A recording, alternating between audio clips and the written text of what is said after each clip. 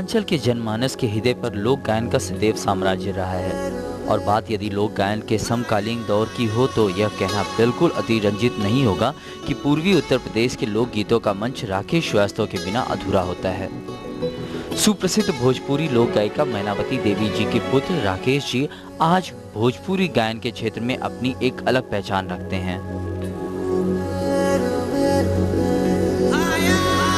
इस परिवार में जाने पर ऐसा लगता है कि मानो मां सरस्वती यहीं विराजमान है। संपूर्ण पारिवारिक वातावरण संगीतमय हो जाता है।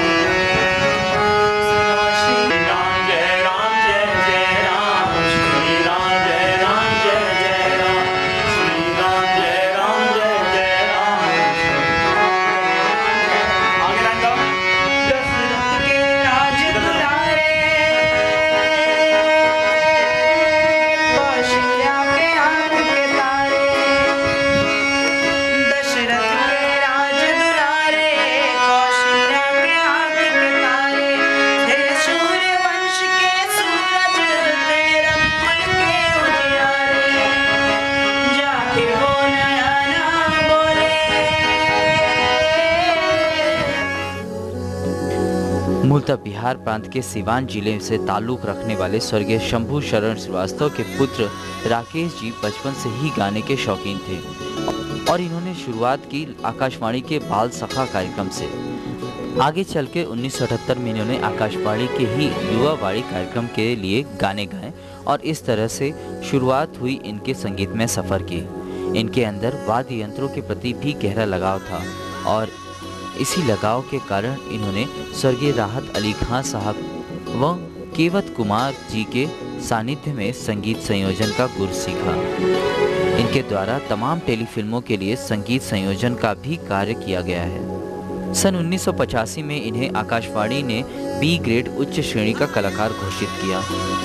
अपने स्वर्गीय पिता तथा अपनी माता श्रीमती मैना देवी के आशीर्वाद के अलावा अपनी सफलता के पीछे राकेश जी गोरखपुर में सूचना अधिकारी रहे नवलकांत तिवारी के योगदान को भी काफी महत्वपूर्ण मानते हैं। बात चाहे गंगा महोत्सव के शिल्प मेले की हो या फिर पूर्वांचल महोत्सव की, सभी स्थानों पर राकेश जी की धाक रही है। राकेश जी ने भारत में ही नहीं बल्कि बैंकॉक में भी 2 स्टेज शो करके वहां की जनता पर पूर्विया माटी की छाप छोड़ा। सैकड़ों मंच प्रस्तुतियां कर चुके तथा विभिन्न दूरदर्शन केंद्रों के लिए कार्यक्रम प्रस्तुत करने वाले राकेश जी ने चित्रगुप्त चालीसा, चरनिया हम छुअब हो तथा सैया के जगाई द जैसे ऑडियो हिट्स भी दिए हैं। इनके 2 VCD योगी जी की सेना चली व शिव गोरख शुभ नाम के गाने आज भी तमाम लोगों की जुबान पर रहते हैं। इनके द्वारा शैलेश श्रीवास्तव जी की आने वाली भोजपुरी फिल्म झुलनी के रंग साचा के लिए एक भजन भी गाया गया है। पूर्वोत्तर रेलवे कला समिति के गायक राकेश जी को राष्ट्रीय युवा महोत्सव, कलकत्ता मगहर महोत्सव, कपिलवस्तु महोत्सव तथा गंगा महोत्सव में विशेष रूप से सम्मानित किया गया। राकेश श्रीवास्तव जी की उत्कृष्ट गायन शैली के कारण ही रेल मंत्री भारत सरकार लालू प्रसाद यादव, पूर्व कैबिनेट मंत्री, उत्तर प्रदेश शासन श्री ब्रह्मशंकर त्रिपाठी तथा गोरखपुर के सांसद श्री योगी आदित्यनाथ जी ने भी इन्हें सम्मानित किया। राकेश जी को पूर्व जनपद न्यायाधीश राधेश्याम त्रिपाठी, कायस्थ विकास परिषद तथा गोरखपुर जर्नलिस्ट एसोसिएशन द्वारा भी सम्मानित किया गया है। रेलवे का नाम गायन के माध्यम से रोशन करने के एवज में राकेश जी 52वें रेल सप्ताह में भी सम्मान के पात्र बने। पटना, वाराणसी तथा लखनऊ दूरदर्शन केंद्रों और तमाम मंचों की शान बन चुके राकेश जी की मां सुप्रसिद्ध लोक गायिका श्रीमती मैनावती देवी अपने पुत्र की सफलता पर काफी गौरवान्वित महसूस करती हैं।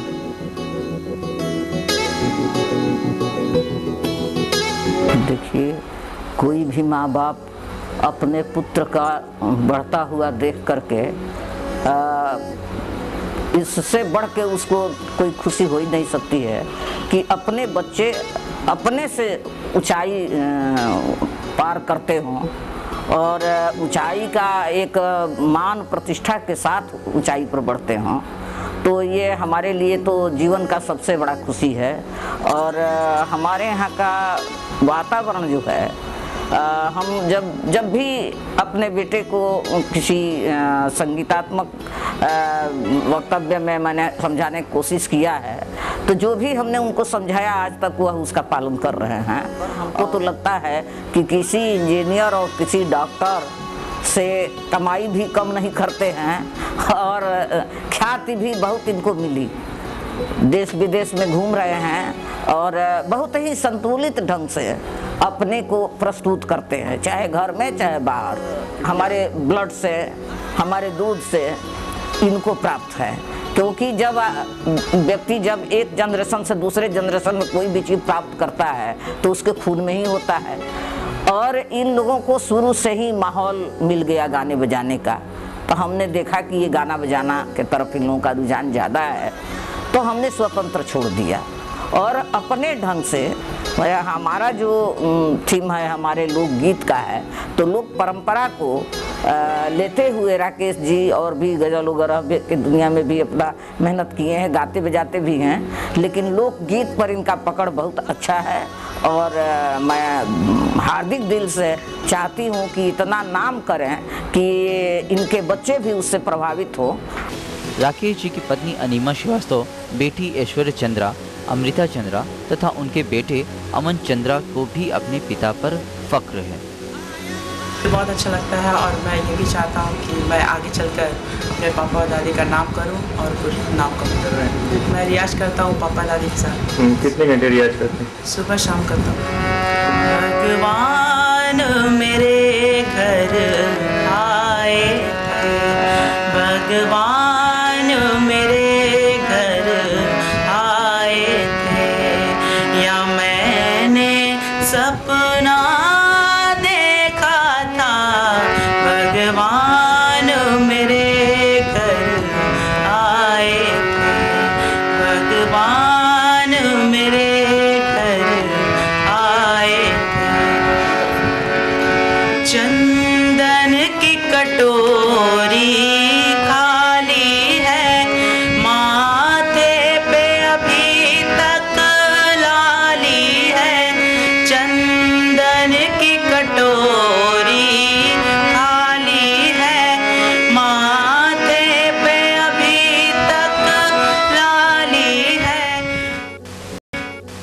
तो आइए मिलते हैं गोरखपुर की इस खास शख्सियत से।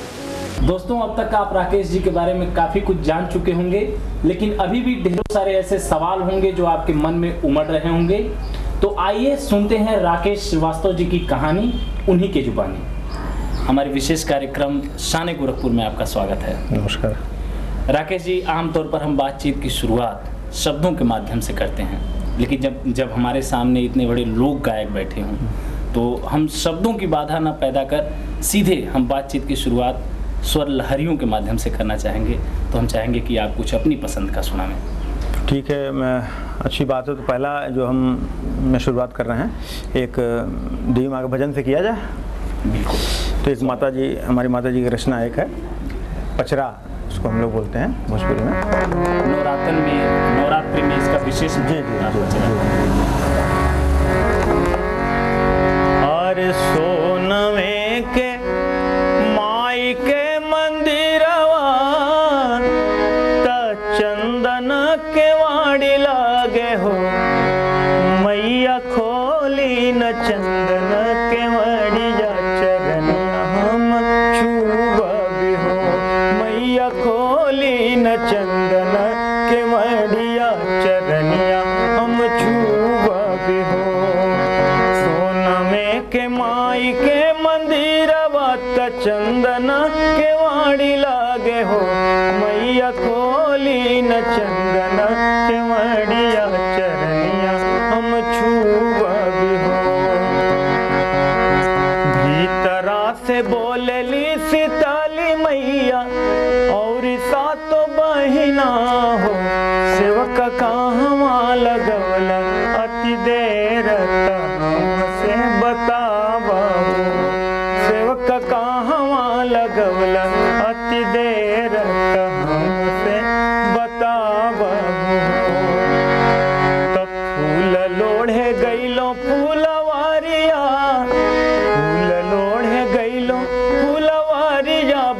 करिया चुनरिया कीने हो मैया हमें लगल अति देर चरनिया हम छुअगी।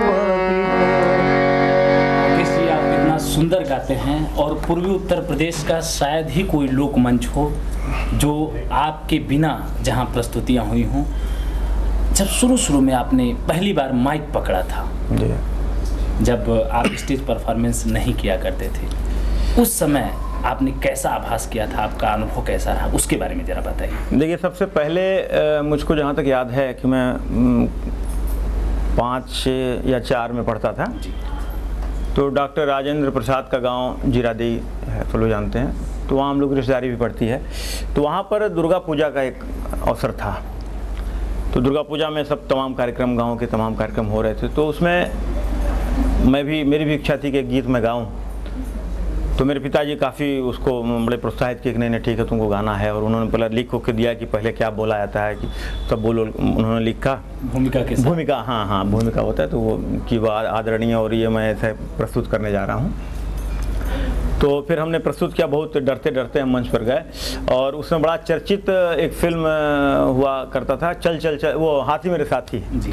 तो उसका गीत हमने जो है वहाँ पर गाया कि चल चल चल मेरे हाथी वो मेरे साथी, चल ले चल खटारा खींच के, तो बड़ा लोकप्रिय हुआ और गाँव वालों ने बड़ा मुझको अपने तालियों से मुझको आशीर्वाद दिया। पहली बार जब आपने माइक पकड़ा जी जी, तो उस समय अंदर कुछ डर या किसी किस्म का झिझक या संकोच? नहीं, डर तो हमको कभी नहीं लगा। मतलब मंच पर जो उस समय से लेके अभी तक हजारों लाखों लोगों के बीच में मैं कार्यक्रम किया, लेकिन डर नाम की चीज़ मेरे पास कभी कोई नहीं रही। शुरू में जब कोई गाता है तो उसके अंदर एक संकोच होता है। हाँ होता है, संकोच तो थोड़ा सा था, लेकिन मतलब डर नहीं, और संकोच को फिर थोड़ी देर के लिए होता है, लेकिन जब फिर मैं मंच पर जाता था और अपनी बात जब मैं कहता था मंच पर, तो फिर संकोच। अच्छा, बाल सखा में आप जाते थे उस मंच कार्यक्रम के पहले, तो कहीं ना कहीं बाल सखा कार्यक्रम में जो आपकी प्रतिभागिता थी उसने भी आपको मंच कार्यक्रम के लिए काफी संबल। हाँ काफी, मतलब शुरुआत तो हमारी, मैं आकाशवाणी को भी धन्यवाद देना चाहूँगा कि उस समय बाल सखा कार्यक्रम हुआ करता था।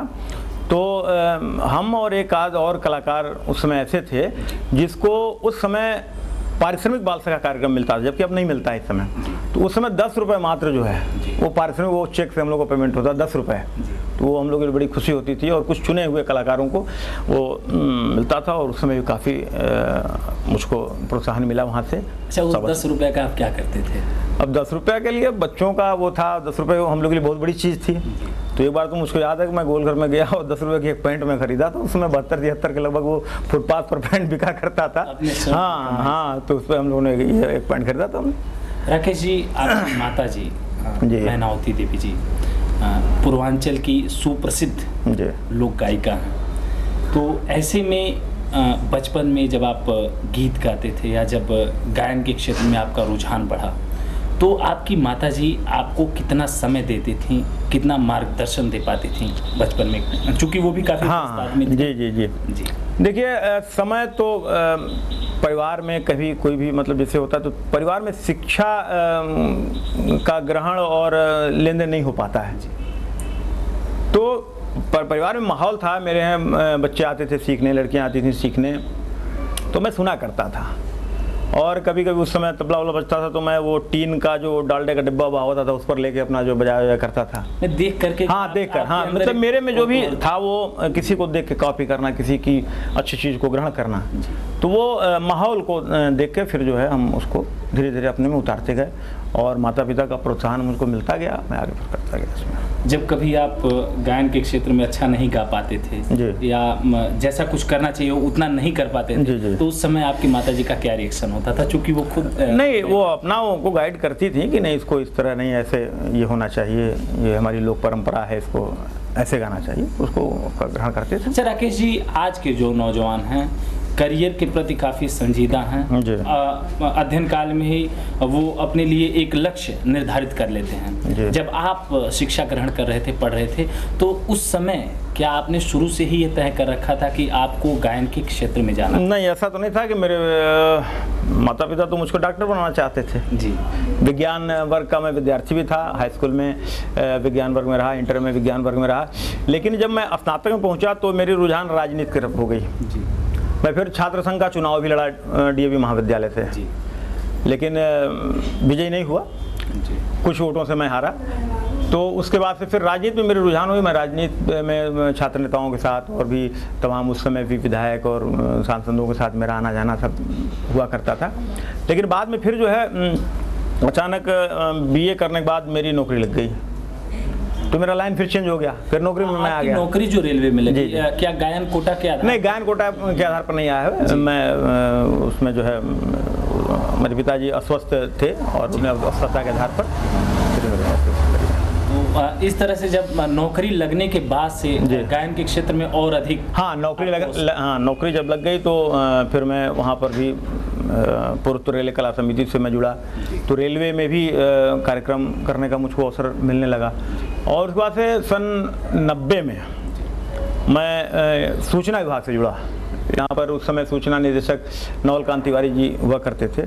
उन्होंने मुझे बहुत वक़्फ़ किया, बहुत प्रोत्साहित किया और उन्होंने तमाम मुझको प्रशासनिक और महोत्सव में मंच उन्होंने मुझको उपलब्ध कराया और उनको लगा कि मतलब ये इनको जो मैं अगर आगे निकालूं तो इनकी कुछ प्रतिभा है। तो उस समय मैं काफ़ी मंचों पर गया और धीरे धीरे मेरी पहचान बनती गई। राकेश जी, आपका पहला ऑडियो कैसेट चलो माँ अम्बे के दरबार जी रिलीज हुआ जी, किसके सहयोग और निर्देशन से यह कुछ संभव हुआ? ऑडियो कैसेट के क्षेत्र में आपका कैसे प्रवेश? देखिए, इसमें एक हमारे रेलवे में एक अधिकारी हुआ करते थे, मुख्य दावा अधिकारी के सिंह महंग, जो देश के बहुत ही मशहूर शायर हैं। उन्होंने भजन इसके लिए लिखा था और जब हमको देखे कि मैं गा रहा हूँ तो उन्होंने मुझसे कहा कि भाई देखो मेरा भजन है, इसको मैं चाह रहा हूँ कि इसका कैसेट बनाया जाए। तो फिर हम लोगों ने यहाँ पर किया। ये फिर गोरखपुर के ही सारे संगीत कलाकार इकट्ठा हुए। रानू जानसन ने इसमें संगीत संयोजन किया और जो म्यूज़िक भी जो बजा है उसमें सारे गोरखपुर के कलाकार बजाए। तो सब लोग हम लोग गए और सारे लोग जाके मुजफ्फरपुर गए, वहाँ पर कैसेट को तैयार कराया गया और इसको फिर जो है दिल्ली के आशीष ऑडियो ने इसको जारी किया और काफ़ी लोकप्रिय कैसेट हुआ। हिंदी का मतलब पहला हमारे भोजपुरी गायक होने के साथ में हिंदी का मैं पहला जो है ये किया हमने पहली बार जी कैसेट के लिए जी जी जी। कितना सुखद अनुभव था? हाँ, बहुत अच्छा अनुभव था और काफ़ी लोगों से मुझको इसके लिए शाबाशी मिली। इसका लोकार्पण के लिए मैं जब उस समय तत्कालीन जिलाधिकारी संजय प्रसाद जी थे यहाँ पे IAS अधिकारी, उस समय मुख्य विकास अधिकारी थे, तो उनसे हमने जब कहा कि सर मेरा ये कैसेट है तो सर से वो तैयार हुए और यहाँ चित्रगुप्त मंदिर में उसका लोकार्पण हुआ। काफ़ी भीड़ थी और गोरखपुर में एक नया संदेश गया कि एक उभरते हुए कलाकार का एक कैसेट आया, तो काफ़ी अच्छा लगा। लोक गायन के क्षेत्र में आपने काफ़ी कुछ किया जी। आपके तमाम ऑडियो कैसेट्स भी हैं और कुछ VCD कैसेट्स भी हमारे सामने जी जी।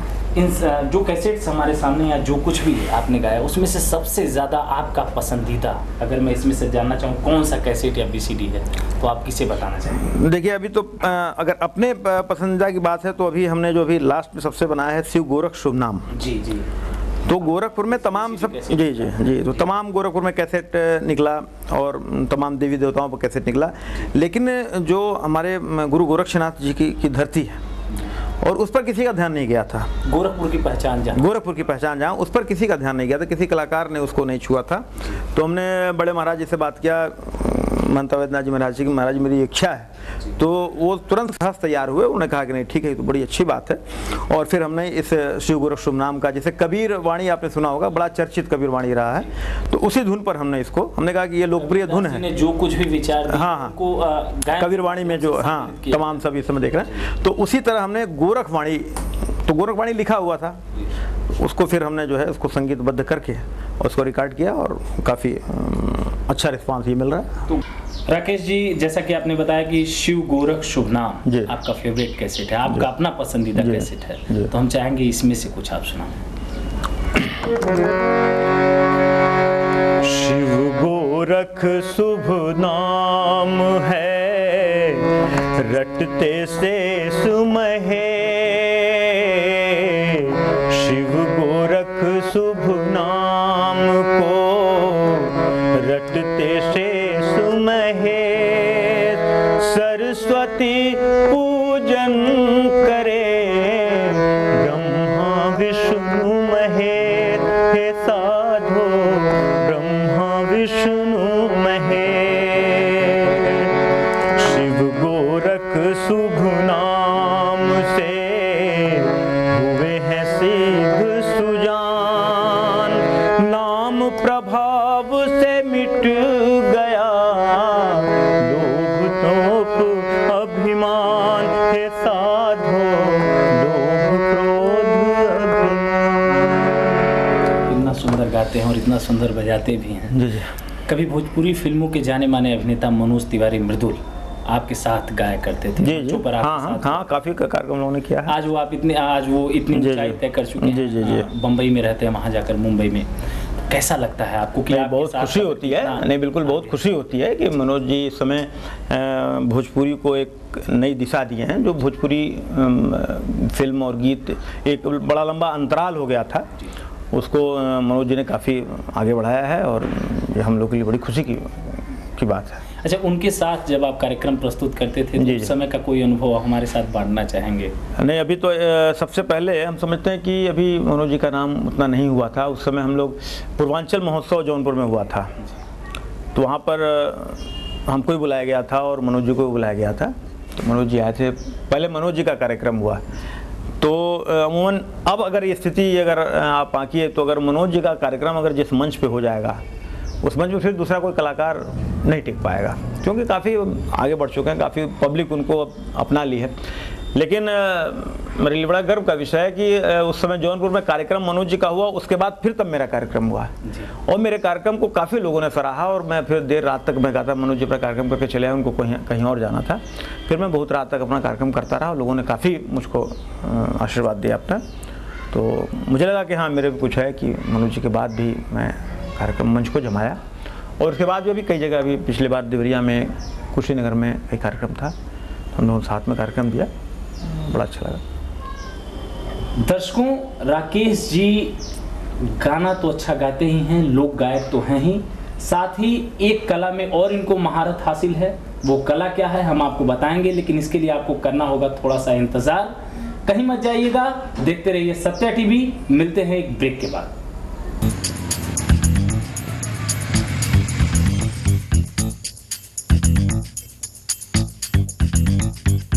राज आई हॉस्पिटल और लेसिक लेजर सेंटर, आँखों का आधुनिक इलाज, आँखों की पावर ठीक करने के लिए लेसिक लेजर, मोतियाबिंद के लिए फेको सर्जरी, समलबाई का इलाज और डायबिटिक रेटिनोपैथी व रेटिना की अन्य बीमारियों का इलाज। राज आई हॉस्पिटल और लेसिक लेजर सेंटर, गोरखपुर। 5 साल से कम या 40 साल से अधिक के व्यक्तियों को आँखों में कोई परेशानी हो या ना हो, नियमित जाँच कराने से कई खतरनाक बीमारियों से बचा जा सकता है।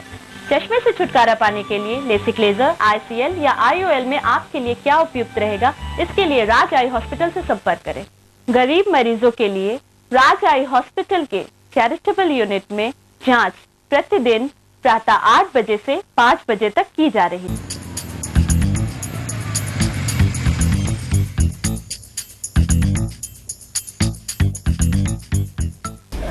दर्शकों, ब्रेक के बाद एक बार फिर से आपका स्वागत है हमारे विशेष कार्यक्रम शान गोरखपुर में। जैसा कि मैंने आपको बताया था कि राकेश जी को संगीत के क्षेत्र में एक और कला में महारत हासिल है, उसके बारे में अभी मैं आपको बताऊंगा। लेकिन इसके पहले आइए सुनते हैं राकेश जी से उनकी पसंद का एक श्रृंगारी गाना। राकेश जी, आपका एक ऑडियो कैसेट था सैया की जगादा, जी जी जी, जो इस समय मेरे हाथ में। जी जी जी। तो श्रृंगारी गाने भी आपने तमाम हाँ हाँ हाँ हाँ। तो मैं चाहूंगा कि इस कैसेट से जी। आप एक कोई अपनी पसंद का श्रृंगारी गाना सुनाना। तो ये टाइटल जो है वही सुना दे रहा है, सैया की जगह। जगादा। हाँ,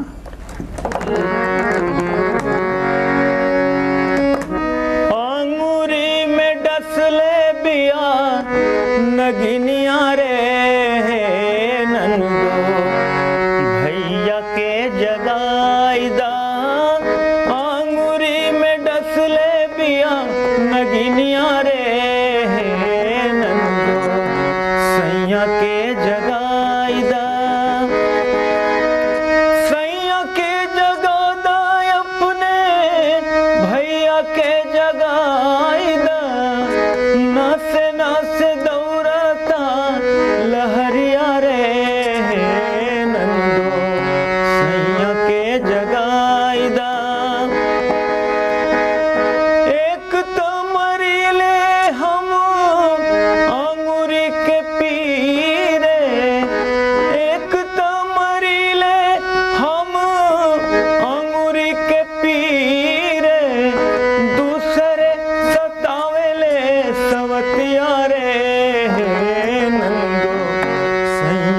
जगाई दा। राकेश जी, हम चाहेंगे कि गायन के अलावा, लोक गायन के अलावा जिसकी कला में आपको और महारत हासिल है, उसके बारे में आप हमारे दर्शकों को खुद बताएं। हमारे ख्याल से वेद जी आपका इशारा मेरे संगीत निर्देशन पर है। जी, संगीत संयोजन। जी, संगीत संयोजन हमने संगीत संयोजन भी तमाम किया है, और सबसे मतलब प्रमुख जो उसमें हमें लोकप्रियता मिली, भिखारी ठाकुर का नाम हम जानते हैं, भोजपुरी के शेक्सपियर कहे जाते हैं। तो उनकी एक शैली विदेशिया शैली है। जी, विदेशिया शैली में एक नाटक अमली, बड़ा प्रसिद्ध नाटक उनका अमली। जी। तो सबसे पहले हम समझ रहे हैं कि करीब ये 90 या 89 की बात है, अमली नाटक यहाँ पर हुआ था, दर्पण संस्था ने किया था, जिसका निर्देशक दीप शर्मा ने किया था। तो उसमें हमने संगीत निर्देशन दिया था। सारे भोजपुरी पर आधारित ये नाटक था, विदेशी लोक शैली का। और उसके बाद से फिर तमाम दूरदर्शन के लिए हमने तमाम देशगान और प्रमुख पर्वों पर, जैसे होली के लिए विशेष कार्यक्रम, दीपावली का, महावीर जयंती का, पर्यावरण पर, कजरी पर, छठ पर, मकर संक्रांति पर, तमाम हमने अपने संगीत निर्देशन में विशेष कार्यक्रम कराया है, जो लोगों द्वारा पसंद किया गया। आकाशवाणी में भी आपने स्वर्गीय रहा? नहीं, हाँ, और केवल कुमार जी के साथ जी, उनके सानिध्य में जी जी, हाँ, संगीत संयोजन की जो है, हाँ, गुर सीखे हैं हमने, गुर सीखे हैं। और उस समय स्वर्गीय राहत अली जी यहाँ पर थे, केवल कुमार जी संगीत संयोजक थे। तो उस समय हम लोग को मौका मिलता था उनसे सीखने का कि वो किस तरह संगीत संयोजन कर रहे हैं। अच्छा, आप गायन की विधा से भी परिचित हैं और संगीत संयोजन भी करते हैं। जी। आपके दोनों क्षेत्र में जो अनुभव हैं, उनके आधार पे हम जानना चाहेंगे कि दोनों में कितना घनिष्ठ संबंध है, गायन और संगीत संयोजन। जी, देखिए, संगीत संयोजक जो होगा उसके लिए सबसे एक मतलब प्रमुख पहलू है कि वो अपने गीत जो भी गाएगा उसको फिर दूसरों का सहारा नहीं लेना पड़ेगा उसके धुन बनाने के लिए, उसका म्यूजिक बनाने के लिए। तो जैसे हम लोग जो भी अपना कार्यक्रम करते हैं, तो मान लीजिए कहीं कोई गीत मिल गया, किताब से मिल गया, किसी का लिखा हुआ मिल गया, तो उसका धुन खुद हम लोग बनाते हैं, खुद उसका म्यूजिक संयोजन भी करते हैं। उसके बाद फिर उसको मंच पर या जहाँ भी प्रस्तुति करते हैं। कितनी मदद मिलती है गायन में संगीत संयोजक होने के नाते? नहीं, बहुत मदद मिलती है। फिर मतलब एक तो सबसे बड़ी चीज़ है कि हमको कंपोजिशन के लिए दूसरों को का आसरा हमको नहीं लेना पड़ता है, निर्भर नहीं रहना पड़ता है। म्यूजिक स्वयं हम लोग फिर बना लेते हैं उसका, और फिर कोई दिक्कत होती है और अच्छी प्रस्तुति हो जाती है। राकेश जी, आप गायक हैं, संगीत संयोजक हैं जी। इन दोनों क्षेत्रों के अलावा किन किन क्षेत्रों में आपके शौक हैं और क्या क्या शौक हैं आपके? देखिए, संगीत के अतिरिक्त तो मैं, आप जानते हैं, मैं सर्विस में भी हूँ जी। तो कार्यालय का भी काम हम लोग करना पड़ता, तो एक उसमें वो भी एक वर्क है हम लोग का। तो शौक की जहाँ तक बात है, देखिए, मेरा शौक तो संगीत के साथ साथ मुझको राजनीति में बहुत अभिरुचि है। उसके बाद से कार ड्राइविंग हाँ, कार ड्राइविंग की शौक है, कार शौक है। और अच्छा कपड़ा पहनना। खेल कूद में कोई बहुत मेरा रुचि नहीं था, लेकिन इंडोर गेम में चेस वगैरह जो है हमको पसंद है, चेस करके। दिमाग काफी, हाँ, दिमाग जहाँ लगाने वाला काम वो हम करते हैं जी। राकेश जी, गोरखपुर के अलावा, पूर्वांचल के अलावा विदेशों में जाकर, खासकर बैंकॉक में आपने 2 स्टेज शो किए हैं। कैसा अनुभव था विदेश में जाकर मंच प्रस्तुति का? निवेद जी, विदेश में जाना तो वाकई हर कलाकार के लिए एक बहुत ही गर्व की बात और गौरव की बात होती है। मुझे भी अवसर मिला और मैं समझ रहा हूँ कि गोरखपुर का मैं पहला कलाकार हूँ ऐसा, जिससे विदेश से आमंत्रण मिला। तो ये 2004 में नवरात्र का अवसर था और मेरे पास एक फ़ोन आया कि आप भजन गाते हैं और आपको हम लोग चाह रहे हैं बैंकॉक में। मुझे वाकई बहुत खुशी हुई। तो फिर हमने अपना प्रोग्राम बनाया और 3 लोगों की टीम लेके, क्योंकि आना जाना थोड़ा सा बहुत कॉस्टली है, तो उन्होंने कहा कि साहब 3 लोगों को लेके। तो एक मैं गायन में था और 2 और अपने सहयोगी वाद्य यंत्रों पर लेके।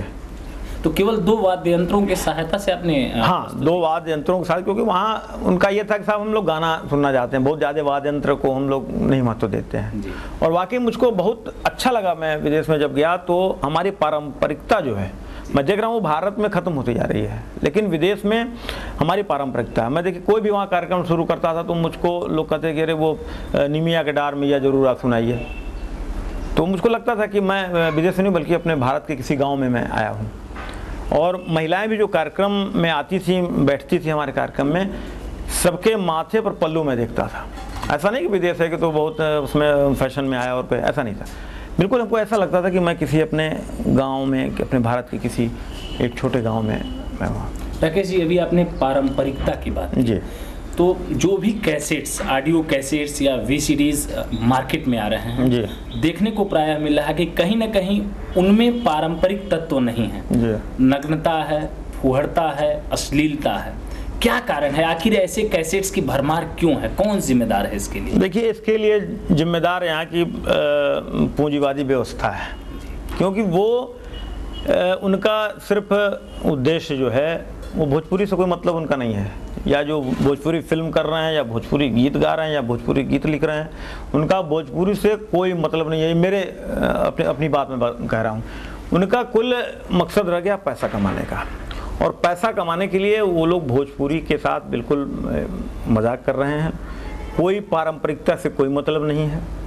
जो भी आजकल आप गायक देख रहे हैं वो पारंपरिक, न कोई पूर्वी गा रहा है, न कोई चैता गा रहा है, न कोई कजरी गा रहा है, बस सारी व्यंग वो लोग व्यंग लेके बस, हाँ बस। और वो आजकल क्या है भोजपुरी में, भाई हमारी भोजपुरी संस्कृति तो जीन्स पहनने की नहीं है, भोजपुरी संस्कृति तो हमारी धोती कुर्ता पहनने की है। लेकिन आजकल मोबाइल लेके और भोजपुरी वो जीन्स पहना के और बिल्कुल अर्धनग्नता और दो अर्थी, ये हमारे भोजपुरी को बिल्कुल सत्यानाश कर रहा है। राकेश जी, आप बिहार के रहने वाले हैं, सिवान से संबंध रखते हैं। जी। बिहार के पूर्व मुख्यमंत्री और इस समय के माननीय रेल मंत्री लालू प्रसाद यादव जी से आपकी कई बार मुलाकात हुई। जी। उन्होंने आपकी कई प्रस्तुतियों को देखा है। जी। उनसे बातचीत का कैसा अनुभव रहा? चूंकि लालू यादव जी अखिल भारतीय स्तर पर ही नहीं बल्कि अंतर्राष्ट्रीय स्तर पर अपने आप में एक अलग पहचान बनाते हैं। तो कैसा रहा उनके साथ बातचीत करने का अनुभव? अब देखिए, ऐसा है कि एक कार्यक्रम, पहला जो हमारा कार्यक्रम उनके साथ हुआ पटना में हुआ। पटना में एक रेल कहीं एक आयोजन था, तो उसमें हम लोग को बुलाया गया था वहाँ पे।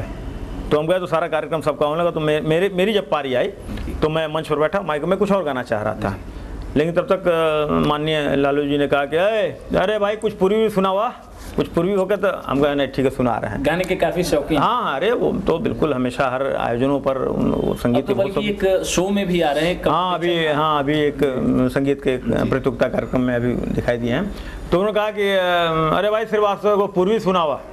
तो फिर हमने पूर्वी सुनाया तो बड़े प्रसन्न हुए, और बल्कि प्रसन्न ही नहीं हुए, उसमें जितने हमारे कलाकार थे, जितने वहाँ गए थे, सबको उन्होंने 50-50 हज़ार रुपये का नगद इनाम भी सबको दिया। और हमेशा नगद पुरस्कार से और प्रशस्ति पत्र से हमेशा हम लोग को प्रोत्साहित करते रहते हैं, हमारे रेल कलाकारों को हमेशा करते रहते हैं।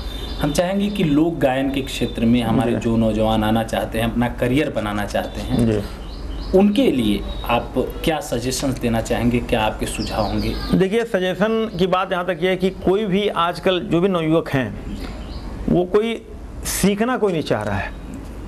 वो सब चाह रहे हैं कि सब हम आज मनोज तिवारी बन जाएं, आज हम निरहुआ बन जाएं, आज हम राकेश श्रीवास्तव बन जाएं, आज हम कुमार सानू बन जाएं, तमाम लोग, लेकिन कोई सीखना नहीं चाह रहा है। देखिए, सीखने के लिए सबसे पहले अगर कोई आगे बढ़ना चाहता है या कुछ गायन क्षेत्र में, किसी क्षेत्र में, तो उसको एक अच्छे गुरु के पास जाना चाहिए, सीखना चाहिए। और जब तक वो सीखेगा नहीं तब तक वो शिखर को नहीं छू सकता है। गुरु की आपने बात की, आपके गुरु कौन है? देखिए, मेरे गुरु अगर सच पूछे तो मेरे गुरु मेरे माता पिता हैं। मैं कहीं सीखने नहीं गया, लेकिन मैं जो भी सीखा अपने माता पिता से सीखा, उनको मैं अपना आदर्श भी मानता हूँ।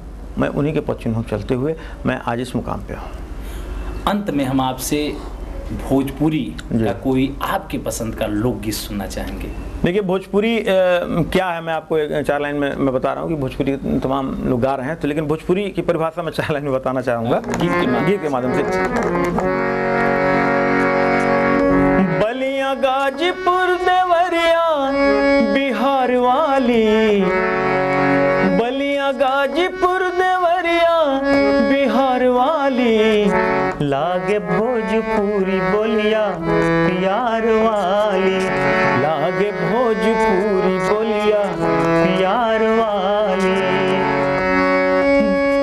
पटना छपरा सिवान आरा भोजपुर के बोलिया, छपरा सिवान आरा भोजपुर के बोलिया, बूढ़ऊ जवान बोले बोले हम जोलिया, बूढ़ऊ जवान बोले बोले हम जोलिया।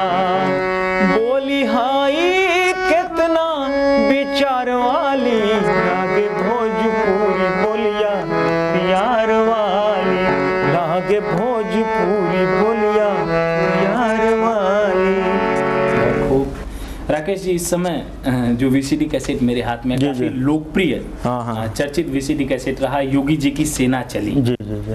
तो इस कैसेट के निर्माण की प्रक्रिया कब शुरू हुई, कब इसका खाका आप लोगों के दिमाग में आया? देखिए अभी करीब ये हो गया 4 साल का लगभग हो गया होगा, और परम पूज्य योगी आदित्यनाथ जी महाराज का जो एक हिंदुत्व का अभियान एक चला था, तो उसमें मेरे मन में भी ये बात आई कि एक हिंदुत्व, हम लोग हिंदू हैं और हिंदुत्व पर एक गीत बननी चाहिए। तो फिर हमने इसकी रचना की और तमाम लोगों का सहयोग मिला और इस कैसेट का निर्माण हुआ। अच्छा, इसका टाइटल सॉन्ग काफी चर्चित रहा। जी जी जी। तो हम चाहेंगे कि आप टाइटल सॉन्ग सुनाएं हमारे दर्शकों को सुनाएं। विश्व हिंदू महासंघ, विश्व हिंदू महासंघ हिंदू युवा वाहिनी, विश्व हिंदू महासंघ हिंदू युवा वाहिनी, लहरे के सरिया रंग है मंगलदायनी, धूम मचे गांव और गली, धूम मचे गांव और गली, योगी जी की सेना चली, धूम मचे गांव और गली, योगी जी की सेना चली। हर हर महादेव, हर हर महादेव, हर हर महादेव, हर हर महादेव। इससे तमाम नवयुवकों में एक चेतना जागृत, जोश उत्पन्न होता था, और एक मतलब जहाँ भी जिस गली में ये गीत बजता था, तमाम युवाओं में ऊर्जा भरने का काम इस गीत ने मेरे किया। राकेश जी, आपने अपना कीमती समय दिया, तमाम लोकगीत सुनाए, भजन सुनाए, गीत सुनाए, इसके लिए बहुत बहुत धन्यवाद। चलिए, आपको भी धन्यवाद। दर्शकों, ये थे पूर्वांचल के भोजपुरी के जाने माने लोक गायक राकेश श्रीवास्तव जी। इनका मानना है कि भोजपुरी में कहीं ना कहीं से जो पारंपरिक मूल्य लुप्त होते जा रहे हैं, उससे भोजपुरी को काफ़ी खतरा है। तो भोजपुरी के इन पारंपरिक मूल्यों को सजोने में आप दर्शक काफ़ी बड़ी भूमिका का निर्वहन कर सकते हैं। आपको हमारा आज का यह कार्यक्रम कैसा लगा, शान गोरखपुर कार्यक्रम आपको कैसा लग रहा है, इसके बारे में अपने सुझाव हमें भेजते रहें। एक नए अंक में गोरखपुर की एक और शान से हम आपकी कराएंगे मुलाकात। तब तक के लिए दीजिए हमें अनुमति। नमस्कार।